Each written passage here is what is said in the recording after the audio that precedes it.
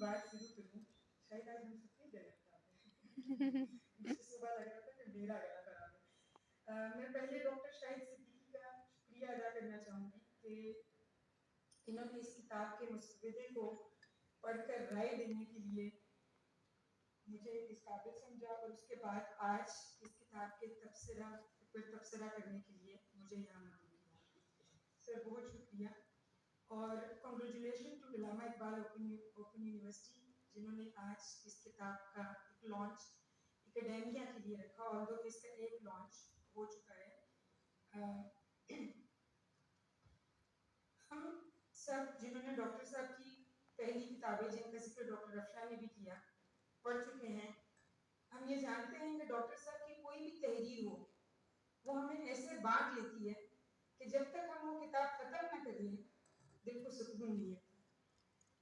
اور بہت سارے لوگ جو اس کتاب کو پڑھیں گے وہ انہی تمام کتابوں کی طرح دوبارہ اس کے سحر میں بن جائیں گے. لیکن ایک کتاب ایک بات جو اس کتاب میں تھوڑی سی ڈفرنٹ مجھے لگی, چاہے آپ نے سر کے وہ رومانوی ناول پڑھے ہوں, بہترین کالمز کے مجموعے پڑھے ہوں, پالیسی پر تجزیہ پڑھا ہو یا پھر زبان ایجوکیشن کورسز پر ان کی بات سنی ہو اور پڑھی ہو, اس کتاب میں اتنا کچھ ہے پڑھنے کے لیے کہ ڈاکٹر وجیہہ اس کا کافی سارا ایک بیک گراؤنڈ بنا چکی ہیں. میں شروع کروں گی آدھے ادھورے خواب کے ساتھ اپنے تعلق سے.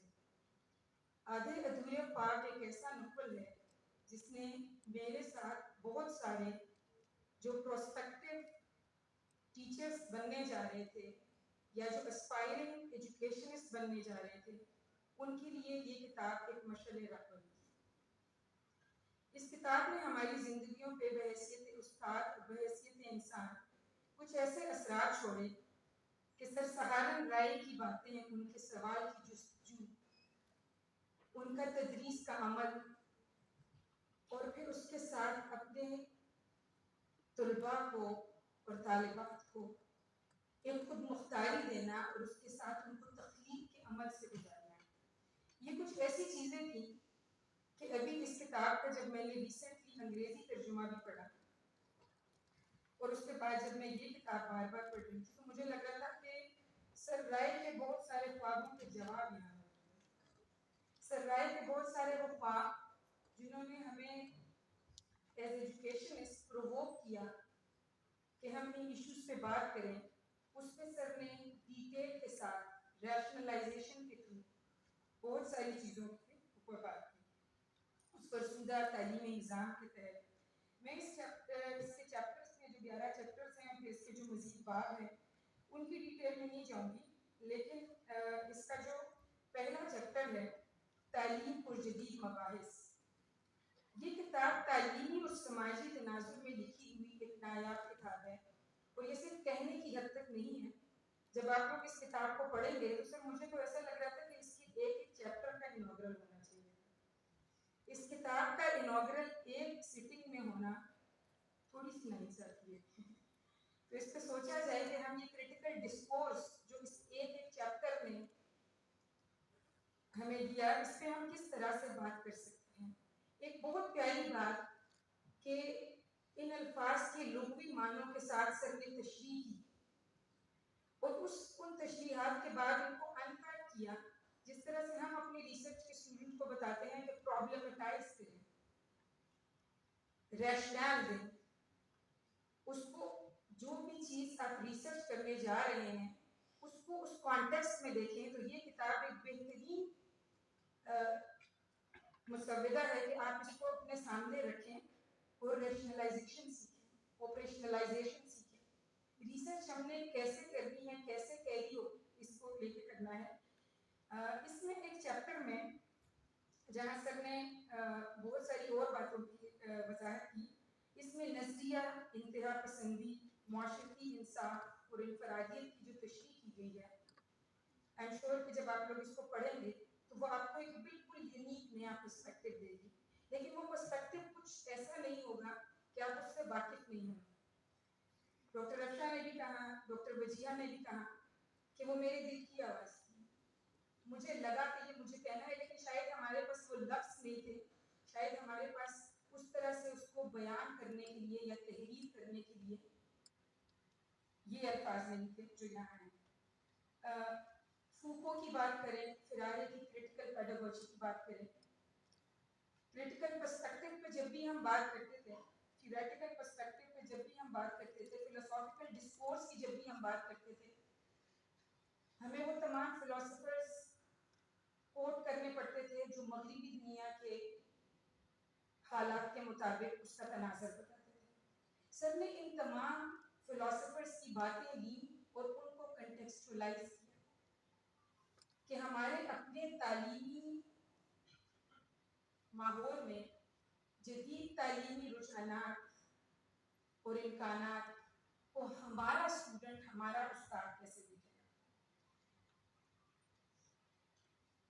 اس کے بعد نیو لبرلزم کی جب بات کی, بینکنگ کانسیپٹ کو جیسے انپیک کیا, کیسے یہ ایک وشس سائیکل ہے جس نے ہم سب کو گھیرا ہوا ہے, اور بجائے اور اس کے باوجود کہ ہم نے بہت کوششیں کی, ہم شاید سمجھ ہی نہیں پائے تھے اس کانسیپٹ کو.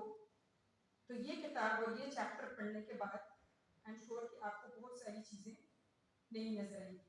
پاکستان اور تعلیم کے بنیادی مسائل, یہ ایک ایسا باب ہے جس میں متعلقہ مسائل کو نہ صرف اجاگر کیا گیا ہے بلکہ ان کے حل کی طرف بھی اشارے کیے گئے ہیں. اور یہ وہ lack of resources, teacher training, اور وہ باتیں نہیں ہیں جو ہم شاید ہمارے بچپن سے بھی کافی پہلے سنتے آ رہے ہیں کہ یہ ہمارے ملک کے, ہمارے تعلیم کے حالات ہیں.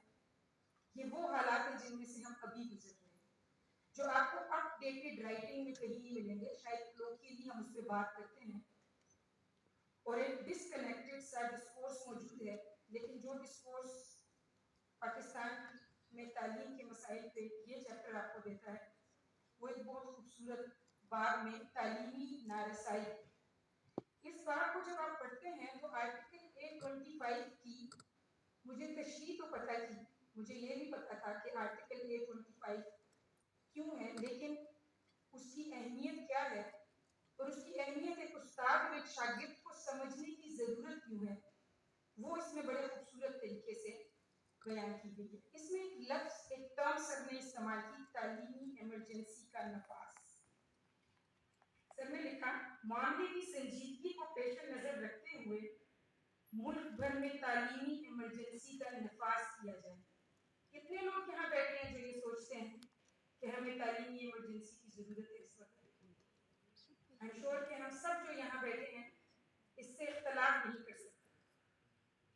اس کے بعد ایک اور چیپٹر, تعلیمی حکمت عملی, معیار کا مسئلہ.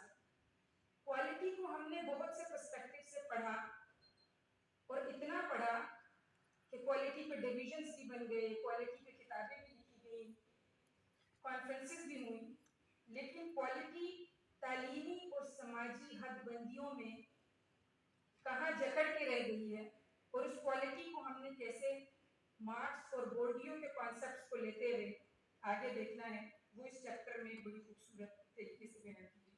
یہ بچے کس کے بچے ہیں, بڑے دل کے قریب چیپٹر ہے, سب نے اس کا ذکر کیا, میں اس سے زیادہ کوئی بات نہیں کروں گی. اس کے بعد جو اگلا چیپٹر ہے 21ویں صدی اور تعلیم, اس چیپٹر کو ایک ایک پیراگراف کو میں نے بار بار پڑھا. مجھے ایسے لگتا تھا کہ میں کوئی چیز پیچھے سے بھول نہ جاؤں. میں وہ ربط بناتی گئی, وہ نوٹس بناتی گئی. اس میں جو کتابوں کے حوالہ جات کیے گئے ہیں, جن ناولوں کا ذکر ہوا ہے, یہ ایک لسٹ آف ریسورس ہے. جن موویز کی بات ہوئی ہے, میرے اسٹوڈنٹس جو یہاں بیٹھے ہیں جن کو میں پی ایچ ڈی میں کریٹیکل پیڈاگوجی پڑھاتی ہوں, ایک مووی کا ریفلیکشن یہ ضرور لکھتے ہیں. اور اس میں تو آپ نے سر مجھے ایک لسٹ دے دی ہے, اتنا آسان کر دیا ہے آپ نے کام. اس میں سر نے ایک چیپٹر میں ہمارا کمرہ جماعت اور 21ویں صدی میں اوتھینٹک مٹیریل کی بات کی کہ ہمارے استاد اور طالب علم کے پاس اوتھینٹک مٹیریل ہو. اور اس کتاب کو پڑھتے ہوئے میں سوچ رہی تھی کہ اس کتاب سے زیادہ اوتھینٹک اور کیا ہوگا, جس میں کوئی بوروڈ آئیڈیا نہیں ہے, جس میں کوئی بوروڈ کانسیپٹ نہیں ہے, ہر چیز کو کنٹیکسچولائز کیا گیا ہے. انٹر ڈسپلنری اپروچ کی بات کی گئی، غزالی کے خطوط ہوں، ابراہیم لنکن کے خطوط ہوں، بانو قدسیہ کا راجہ گدھ ہو، اشفاق احمد کا گدریہ ہو، اسکول ماسٹر ہو، گڈ بائی مسٹر چپس ہو، تارے زمین پر تھری ایڈیٹ ہو، یا پھر ڈیتھ کوچ سوسائٹی کا مسٹر کیپنگ ہو. اور ڈاکٹر رفشا مجھے کہتے ہیں ٹائم ختم، 5 منٹ قریب ہی دینے چاہیے تھے. ایک بات اور کہنا چاہوں گی تعلیم اور سماج کے بارے میں.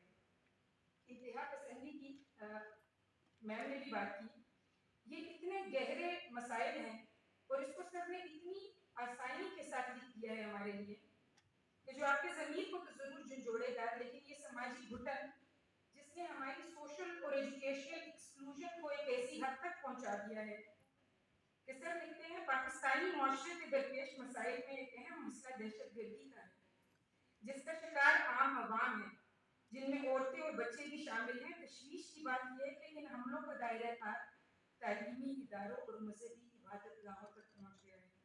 اور یہ جملہ بڑے غور سے سنیے. دہشت گردی کا خمیر اتنا انتہا پسند سوچ سے اٹھتا ہے، یہ وہ سوچ ہے جس میں اختلاف رائے کی کوئی گنجائش نہیں. اور ہم اسی نہج پہ کھڑے ہیں جہاں ہم اختلاف رائے میں نہ تو کوئی بات سننا چاہتے ہیں اور نہ ہی کوئی بات کرنا چاہتے ہیں. یہ کتاب ایک صحیفہ ہے ہم تمام لوگوں کے لیے جو نہ صرف ایجوکیشن سے جڑے ہوئے ہیں بلکہ جو اس سوسائٹی اور اس سماج سے بھی بات کرنا چاہتے ہیں، جو ایک چینج چاہتے ہیں. اور اس کا اختتام میں 3-4 لائنوں پہ کروں گی. ڈاکٹر رفشا مسکرائیے کہ اختتام ہونے والا. دلوان پر لڑکنے کا سفر ایک عجیب سفر ہوتا ہے، نہ قدموں پر قابو رہتا ہے نہ رفتار پر اختیار. ہم اپنے آپ کو حالات کے رحم و کرم پر چھوڑ دیتے ہیں. تعلیم کے شعبے پر نظر ڈالیں تو ایسی ہی صورتحال نظر آتی ہے. تنزلی کا سفر تیزی سے جاری ہے اور ہم کسی معجزے کے انتظار میں ہیں.